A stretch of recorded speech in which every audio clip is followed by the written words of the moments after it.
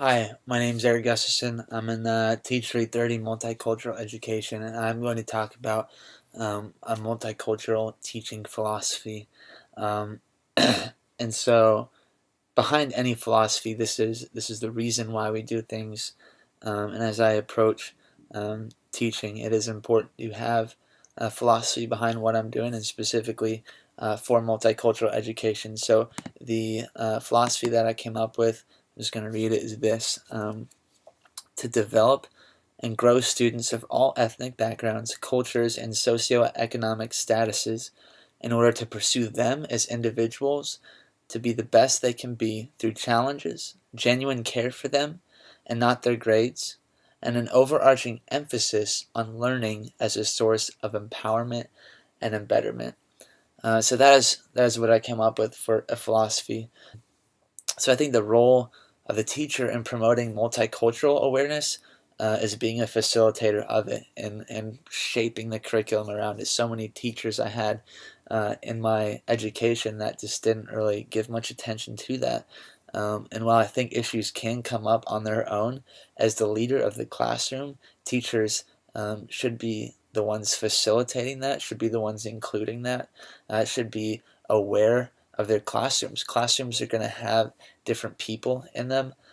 Each class will be a little bit different, so it's the job of the teacher to tailor their teaching to that. And from a multicultural perspective, how I run my classroom, I hope to incorporate those things, like I just said. And multicultural education is not just for the minorities. It's not for the majorities. It's for everyone. Everyone. It's not. It's not about who it's for. It's about what it's about, and it's about making everyone feel valued and welcome, regardless of their backgrounds, regardless of their ethnic backgrounds, of any factors. And so, um, multicultural education is for everyone, and I want my classroom to reflect that. Um, Approaching controversial topics, I think this is a huge one. I think there are a lot of misconceptions about that. I want to welcome people who disagree with me. Um, I think we are far too close to becoming intellectually fascist, and people are being too offended. People are becoming offended by what people are saying.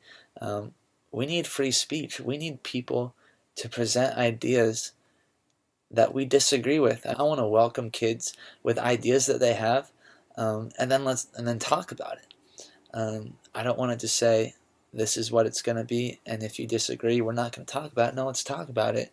It doesn't matter what topic it is. I want to talk about it with you. I want to help you understand wherever you're coming from, and then allow you to make a further educated decision on that. So I think if I can approach that as a teacher in that way, it's more open to discussion, and I'm not being closed-minded about it. I'm opening um, the debate for that, and that's separate from what I believe. I can stand firm on what I believe, and still allow people to disagree with me. We have this misconception that if you disagree with someone, you don't like them or you hate them. That's not the case at all. Disagreement and hate do not necessarily go hand in hand. We can disagree and still have a mutual respect, and I want to teach my students that that is the case, that when we disagree, we learn, and when we learn, we grow. And I want that for my kids. Um, Multicultural education matters because people matter, and every single person matters, and every single person needs to know that they are valued, um, and some people don't feel that way. A lot of people don't feel that way, and a lot of people are not treated that way. And so, to take multicultural education, um, and infuse that into people, and to show them that they have value, show them that they are more than what culture or whoever says they are, that they are valued and loved for, regardless of any of those things. Uh, that's why it matters. Teaching curriculum pedagogy. I think incorporating multicultural things into my classroom will be um, huge and important. I'm teaching math, and so some people can say, yeah, that might be kind of hard to do it, but I actually don't think it would be. I mean, let's work with what we got. We have numbers.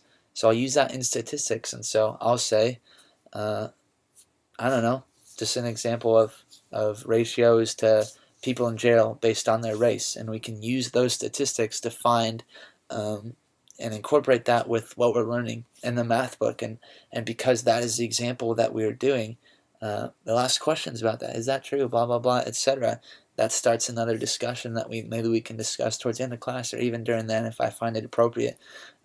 But incorporating that, I see it in a weekly, if not daily basis, incorporating that curriculum.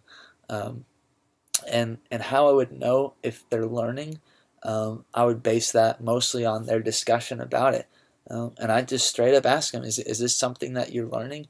Is this something that is shaping the way you think of people, shaping the way you understand people and their value? And from those questions, maybe that's in a formal quiz poll for the class. Maybe that's just in a non-formal asking the classroom. I think those are ways I can assess whether people are learning a multicultural perspective. And so that kind of sums up my multicultural teaching philosophy and how I would implement it in these different ways. I hope this was helpful and you can kind of get my perspective.